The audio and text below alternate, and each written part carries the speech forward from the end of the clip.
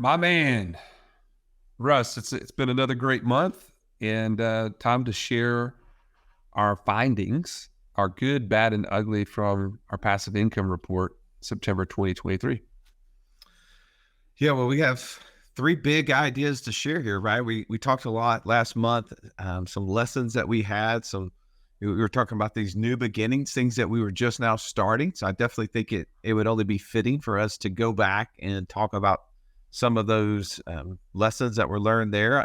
I think it's also important for us to talk about some of the new things that we're also working.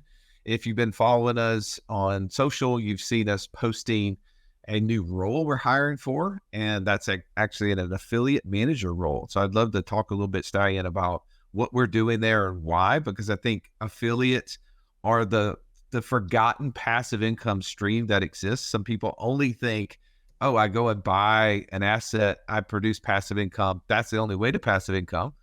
But at the same time, there's other ways. There's hundreds, if not thousands of ways to create quote unquote passive income. So welcome, Jeff, to the show. 2 F's, not one, but I appreciate you watching.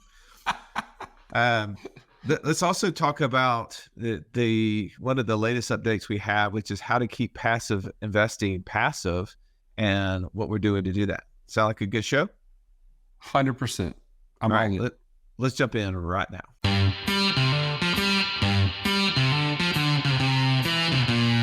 Welcome to the Wealth Without Wall Street podcast, your guide to understanding how to get out of the Wall Street rat race and start your own mailbox money lifestyle. Now, don't let these handsome Southern draws fool you. These financial minds are teaching our country to enhance savings, increase cash flow, and create passive income, all without the help of Wall Street. Are you ready to break through? Now here are your hosts, Russ Morgan and Joey Murray. All right, Stallion, let's talk about some lessons we learned from September and our journey to building more passive income. You and I are both doing Turo. I'm not certain that this is passive, at least the way I'm doing it's not passive. You've taken a completely different route where you've handed it over to a manager. You're about a full month in, I think, right? You started at half month, you had a full month. Tell us how it worked out for you. Well, so I'm learning lessons. I think this is a very fitting title for this month. And one of those is that in anything that if you're going to be passive, someone else has to be active. That's what my buddy Sharon Srivatsa says. And 100% true. What you're going to do is passive income is also front-loaded income. And so in this case, I'm having to front money for this manager company to take on all of the front end logistics of running this business. And so there was an upfront fee, there's some insurance costs, there's things like that I had to front load that it took this whole entire month to absorb. So you'll see on a report that I actually lost about $98 this month, even though the car, Cousin Eddie Jr., that's what we're calling him, the minivan, was rented for 15 days out of the month of September. Now, you may be thinking, well, 15 days, you should have shown a profit. We had a almost $300 deficit from the month before in all the startup costs. And so as I'm looking at this, I'm starting to see how is this going to play out every single month. And it kind of looks like to me that in order for this thing to be profitable, and what I'm considering profitable, is that Cousin Eddie Jr. pays for the new minivan that we just bought. And in order for that to happen, it looks like we're going to have to be between 20 to 25 days per month at the amount we can charge for this minivan in order to pay for the old car, the new car that we just bought. So what you're saying is that the new car payment is your target goal. And if you can hit that, then you've broken even. If you exceed that, then you're making money. Exactly. And at 25 days, I'd be making money. Now, again, that's not considering the fact that it's losing value every month, that it's adding 2,000 miles to it, that I normally wouldn't have been doing to it. So that part of the equation is not being considered. But at 25 days, I'm definitely making more than the new payment on the new van. So 25 days, that's a pretty big number to have to hit, given that most months only have 30 days in them, right? That's right. Yeah, it's a high number. And so to me, if we can get between 20 and 25, I feel like we're doing more than what I would have anticipated. And so we'll just have to see how it works out. If it doesn't work out, the van still has lots of value to it. And so this has been a really good trial. It's been something that I wanted to try out. But to your point, it is 100% passive. I do none of the management. You said it has lots of value to it. Explain that to me. I think I understand what you just said there, but before I bust your nuggets, I want to make sure I know exactly what you said. What do you mean it has lots of value? The van still it's worth more. Like I could still sell it for value. I could still go to the open market as a used car and sell it and, probably make $10,000 to $15,000 on it. And so in that case, I still your have 10 to 15,000 is what's in pocket right now. If you just go and cash it out, otherwise it's bringing $700 something into you, and you don't have a monthly, quote unquote, monthly payment on it. That's right. Except your payment is what is costing you to the guy to manage it. So you showed $724. What do you expect your average month expense to be on this? The average month expense, it should be about $420. Okay, Stallion, I want to clarify some points here on your Turo. Your goal is to bring in net how much income? I would love to make net about $900. Net $900. So you think it's going to cost you typically $420 a month. And so in order for you to make a $900, it means you're going to have to bring in $1,320. That's right. And last month, how much did you bring in? $626. Okay, so tell me where that $700 gap's going to be. So you're saying last month you rented it for 15 days, right? That's right. And so in order for you to net another $700 means you need to rent it for another 10 full days. That's right. Yep. Okay. Are you being a little too optimistic? Probably so. Now, the more that you're breaking this down, yes. Now, it may just be that early on you have to charge a little bit less to get people into the van, into the car, to make sure you're getting the proper reviews and everything else, and that we'll be able to bump that number up. But it is a little optimistic. I'm going to give you that. I'm going to say it's a lot optimistic, but it's okay. I just want to help do the math here. So if we're saying that your goal is costing you $420 a month expense, right? And everything you make over and above that, in essence, is return on that $10,000 to $15,000 you would have if you put it in your pocket. Yes. So for last month, you would have put $200 for the month in your pocket. So for people doing math at home, what would be your return on investment if you earned $200 a month if your van was worth 10 grand?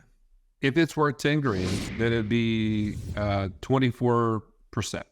24%. Okay, so that wouldn't be a bad return, would it? No. Okay, so that's a good. It's okay for me to bust you up here because you can be like, well, I'm earning 24% on my money. If that actually happens every single month and you keep doing that, then that's good. Okay, I appreciate it. I want to make sure that I give you some props from time to time. I like making fun of you. And speaking of making fun of people, yeah, let's talk about your Turo situation. Yeah, because last month I, on paper, showed a profit. I brought in $884. Really quickly, is $884 more or less than $626? Are you counting your time, energy, and mental drain? I'm asking you, is $884 more or less income than $626? It is more. Okay. All right. Pause. Now, my expense is a little higher because I actually have a note payment on it. I don't have cash in this one. I mean, we borrowed the money from against the life insurance policy or whatever, but I'm counting a mortgage payment, or not a car payment, auto payment on the deal of $635. I'm counting $80 a month in, insurance and all the other things, right? I'm counting the $15 or $20 a month for the car wash, all the things that we're doing on our own. So the difference is can you clarify that? Would you say you're doing on our own? You're 100% passive. Okay. And I am 50% active. Like my daughter and I are 50% back and forth handling the check-in, the checkout, the wash, the repo. Hold on. Clarify that last word. I'm not sure. I didn't see that as a line item on my statement last month. So the repo. Yeah, I got to go back to my roots, Stallion. And, when I was back in the old days, when I was working enterprise rent-a-car right out of college, I learned how to repossess cars. And I had to activate that skill several weeks back. I think we may need to change the nickname on this from the idea guy to Russ the Bounty Hunter. I just feel like that may be fitting here. All right, so you want the story? I think this is podcast worthy here. So I will go through all the details. The lady got in a wreck. She was going to bring the car back. She never brought the car back. She just went to her house. She hung out. I didn't know if she was ever going to bring the car back, and we had another guy renting the car the next day. So we had to literally go pick it up so we could give it to a guy who was going to rent it for 11 days. It definitely active. Yes. My daughter and I drive over to this house. It's 9:00 at night. It's an apartment complex, by the way. I show up. It's a nicer apartment complex. Like it's probably like they got a big old pond. I'm thinking this place is nice, right? Like this is where I would go if I was single. And I'm looking around and I'm like, I'm feeling pretty confident that I'm not going to get mugged over here. And so I'm just like, okay, I was just going to jump in the car and bolt. But then I open the door. The first thing I see on the little armrest is a cell phone. I open the back seat, the back door, and in the back seat is clothes, tools. In the back of the truck is even more tools. I'm thinking, oh, this is going to be a disaster. I'm not going to just drive away with all of this stuff in here because I don't want to be responsible for it. I don't want to have to get rid of it. I don't want any of that. And so I try to call the person. They won't answer the phone. Text them. They won't answer. I start honking the horn, Stallion. Like, come out here. Just bring me my keys and get all your junk. Nothing. No response. Nobody's coming outside. So I'm like, all right. I just start chunking everything that's in the car into the grass that's right behind the truck. Just emptying the truck onto the ground. I'm just throwing everything. I'm throwing shoes. I'm throwing Sonic tater tots that's in the back seat. Oh, not the tater tots. Yeah, it's everything. And then the last thing I do is I go to get in the truck. I grab hold of the handle to close the door. And what's in the handle? A gun clip. I'm like, oh. Nothing like getting my fingerprints on that. I'm hoping that the wreck that my camera just had, as well as the car just had, I'm hoping that the wreck was the hit and run didn't also include any, action with the gun, because I got my hands all over that thing. I throw that back there in the grass too, and I take off. And yes, we got $1,800 worth of damage. And here's the lesson, right? So we're talking about lessons. One, in my opinion, Turo's for the birds. Don't do Turo. That's one lesson. Two is I changed my payment from Turo to receive 85% of the money and only give them 15%. I was at a 75%, give them 25%. Well, here's the so what to that. When I was giving them 25% of the money, Stallion, my deductible was how much? I have no idea. $250 a month, or $250 an incident. Okay. When I change it to 85 and I only give them 15% of the money, my deductible went up to $1,650.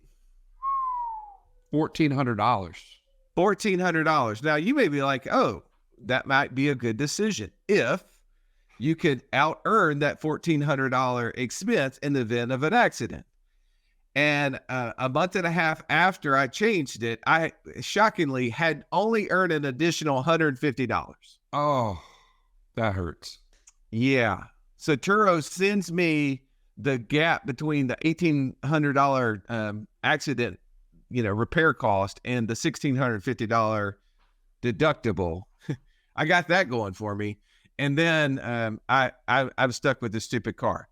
And by the way, I cleaned it out. I rent it to the guy, and I looked down on my GPS app a couple of days after renting it to the new guy and find out he's in Oklahoma. I'm like, this is terrible. Oh. I don't want any piece of this Turo thing. So one lesson for me, talking about new beginnings for you is, you started Turo, you're all excited about it, 24%. For me, I am in the red. I don't even know how much to calculate. I am ending my Turo. It's done. There is no more rentals. I cleaned the thing up again today. And yes, it was smoked out again. Like if you like to smoke weed, you rent my truck. That's basically what I've determined. You like weed, you like my truck. I should put like truck weed. Like the weed wagon. That would be like the keyword for renting trucks. You like to rent truck and smoke weed? This is a truck for you.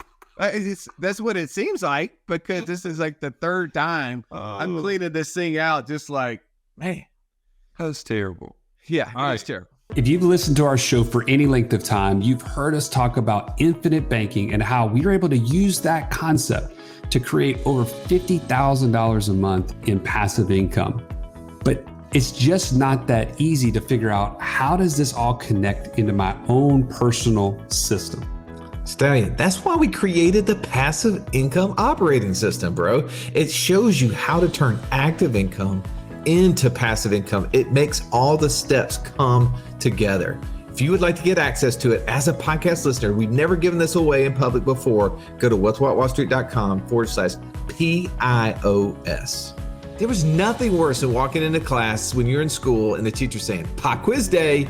Why? Because you were unprepared. Are you unprepared though for financial freedom?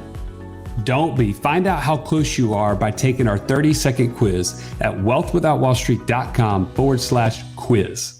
So we're both on two different sides of this coin with Turo. Well, let's talk about e-commerce for a second. This is a lesson from last month. I'll quickly give you an update. 100 unicorns, as we've talked about. Russ, no, you are completely locked out of being an early investor. That ship has sailed. Okay. But this is how things change when you have an operating partner. Okay. When I'm not an operator, I can't operate anything. You have an operating partner. We've obtained our trademark on the logo. We've gotten 3 samples on our first few products to launch. Okay. We're talking about blankets. We're talking about nap mats. Russ, you may need to buy one of these, because I know how you get about 2 or 3 o'clock in the afternoon. You need a nap, okay? And you might as well nap on one of my 100 unicorns nap mats. We've also, we're about to get our Seller Central Amazon account set up this week.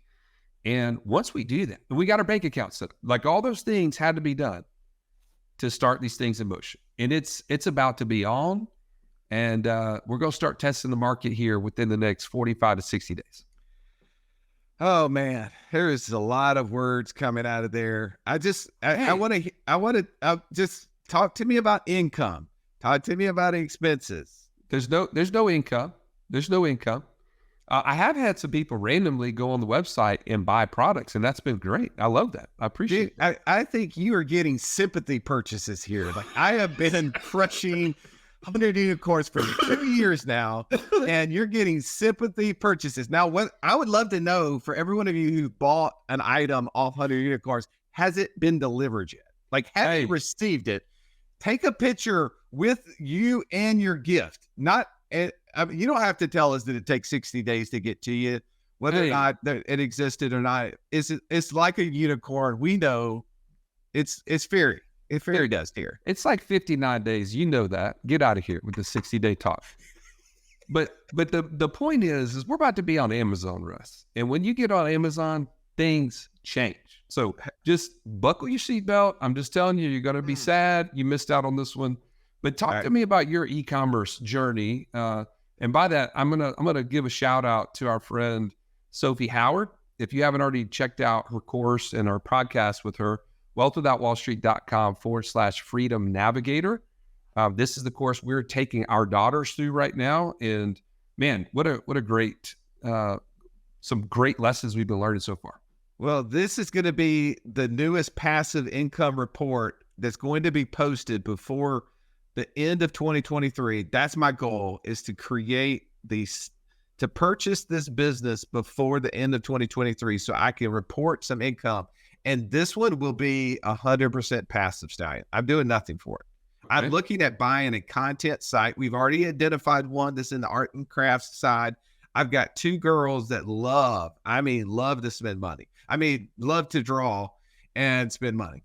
And what we're looking to do is buy one of these sites. The site is set up to where it brings in most of its revenue from affiliates on Amazon. So people who buy stuff on Amazon. So let's just pretend someone bought your item on Amazon and it was referred by my website, I would get paid. Okay. Yeah, sure. And that's what we're looking at. We've got we're working with the broker right now to negotiate a deal. People are like, are you going to spend hundreds of thousands of dollars on this?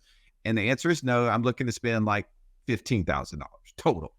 And the site I'm looking at negotiating on right now, it's bringing in about $600 a month. Most of it's coming from affiliate revenue, but we do have some banner ads. I can't wait to tell you, but I don't want to tell you too soon, because what happens if you go and like bid it up higher than I'm not going to do that. But I will tell you, as soon as it is live, we have it, and my girls are making money from it. That's my e-commerce update. But hold on, I got to ask you a question. You said it's going to be 100% passive. I understand your girls can learn some things about how to run this. What is your go-to for the resources it's going to take to understand the WordPress site, to understand the content that's being created? Like, how are you going to manage that? Talk to me about practically how you've thought through how that's going to be passive. Thought through what? Come on, bro. You know that doesn't exist. Here, my girls, each one of them have about $30,000 in their life insurance policies, cash value. Yes. And there's 3 of them looking at buying it. They got $100,000. They're going to spend 15,000 of it to do this. I'm just going to tell them, you're going to have to manage the rest of it with the rest of your cash. Like, you're going to have to find a WordPress site. You're going to have to find an SEO expert. You're going to have to find whoever. Ultimately, I'm going to tell her to engage Sophie Howard's team even deeper. Like, they've learned a bunch into the course, but maybe we have to hire a coach for them. I don't know the answer to that, but so they're just going to figure it out. It's their money. Like, I'm going to let them come to me if they have a question, but I'm not going to get in the way of this one. Like, that's why I'm thinking repoing cars right now, because I'm in the way. I'm the one with the Turo app on my phone. I get a message saying I'm going to be an hour and a half late. And by an hour and a half late, I mean 8 hours, and you're going to have to come repo from. And I smoked a bunch of weed in the thing. Oh, man. All right. So let's move on. So this is exciting, though. I really think if you have not already been considering buying blogs, content sites, online marketing type of vehicles like this, check out this course, wealthwithoutwallstreet.com/freedom navigator. This is a really low barrier of entry with a lot of upside potential. And anyways, I'm really excited about it. I'm walking my daughters through it as well. Well, here's a good thing too. Let me see. The second big idea we have is the affiliate business. And there's a reason why we get involved into the affiliate business, because Sherrod says the best business model is fame, right? Fame is the most efficient business model. And recently I was posting this in all these different areas saying, hey, if you're super motivated and you love controlling your own schedule, you want to follow a process that allows you to make more money, if you enjoy interacting with people and being highly compensated for all your results, and you love working remotely, no financial background needed, no licenses needed, we have an opportunity for you. And that is this affiliate manager position, right? So this example that you're given, Stallion, of the Sophie Howard, the www.wealthwithoutwallstreet.com/freedom navigator is a place where we're learning how to buy e-commerce businesses, buy existing blogs, buy affiliate revenue sites. And in there, we're actually going to get an affiliate commission if you buy it. Like, full disclosure, like, we're 100% capitalists in this deal. Now, we're always going to try it. And if we don't like it, we'll tell you. I'll come back and immediately tell you, don't do it. Bad idea. Right now, I'm loving everything there is about this course because my girls are actually excited about it. I'm thinking there's an opportunity for them to have interest in access to a business model that nobody could get to that level at their age without something like this. But we've understood that, man, we have all of these different things happening around us, people who are teaching courses, building out models, and we are enjoying the ability to use them. We should also be able to share them with you and get paid on them, right? So if you're out there and you're like, hey, how do I build passive income streams? And you already have a big following on social media. And I don't mean like Joey's social media following, like 353 people. I'm like a big, like, put a couple of zeros, put 3 zeros behind that. If you've got a big social media following and you're already, people are listening to what you're saying, you should consider maybe the passive income side of affiliate marketing as well, Stallion. That's right. Yeah. And I'll tell you this, the reason for this affiliate manager role is this struck me at our event that we had this past week in Denver at the Passive Income Mastermind Retreat. But Ben and Bob Frazier were both there present as speakers, and man, they blew our minds, right? Given an economic outlook that we're going to share in a follow-up podcast with Sharon. So please, keep your ears peeled for that. And then they also talked about oil and gas in a way that we've never heard about it. So super cool. But what they said at this event, they got to experience what you and I get to see every day in our community, right? They said, you guys have the name, you have the quality, you have the process and the trust. You just need more people to know about it. And I was like, he's exactly right, right? And how do we do that? We have to have somebody who's a brand manager, somebody who is constantly connecting us to the audiences of people that would benefit from what we're doing. They would benefit from our community. They would benefit from our masterminds, from our coaching, right? From the infinite banking concept, and vice versa. They need to be out there looking for the freedom navigators. They need to be looking for the tribe vests. They need to be looking for the visors, all these service providers that will allow our community to thrive. We need to be connected to them. We need to introduce them into our world, and we need to get compensated for the fact that we've now brought more value to this already amazing community. Well, that gets me excited. Well, we've got people in our community right now bringing in 7 figures in affiliate revenue. 7 figures. Like, it's crazy. I see it all the time. We've interviewed Pat Flynn, the Smart Passive Income, on the show. We've interviewed JLD from Entrepreneurs on Fire. Both of them high 7 figures in passive income streams every single year, and have been doing it for years on years and years. So if your background, maybe you're more social, maybe you're more of an influencer, persuader, you're not the analytical, you don't like, going out and trying to do all the due diligence on investments, that's not your skill set. Maybe the passive income stream that you can create is looking for affiliate revenue. And for us, just this past month, bro, we brought in almost $16,000 affiliate income, and we didn't have a manager yet. So you and I have been building out that because we believe that we can 10x that on a monthly basis just by doing what you just said, bringing attention to it, because the quality is there, the name is there, the process and the trust is there. We just need someone keeping focus on it. All right. So we said we were going to give you 3 big ideas. One, lessons that we've learned. Turo, bad idea. E-commerce, we're still figuring that out. Potentially good idea. Secondly, the affiliate model. I think there's an idea there for you to talk about how to build affiliate revenue.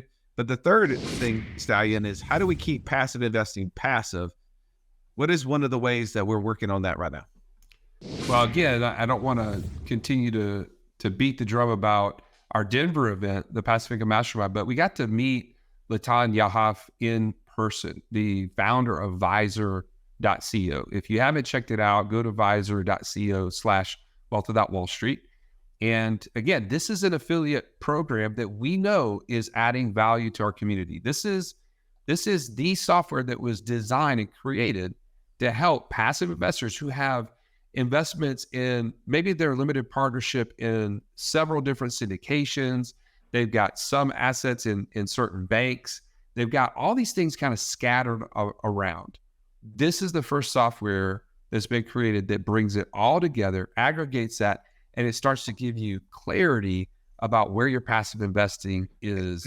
Let's talk about it right for you.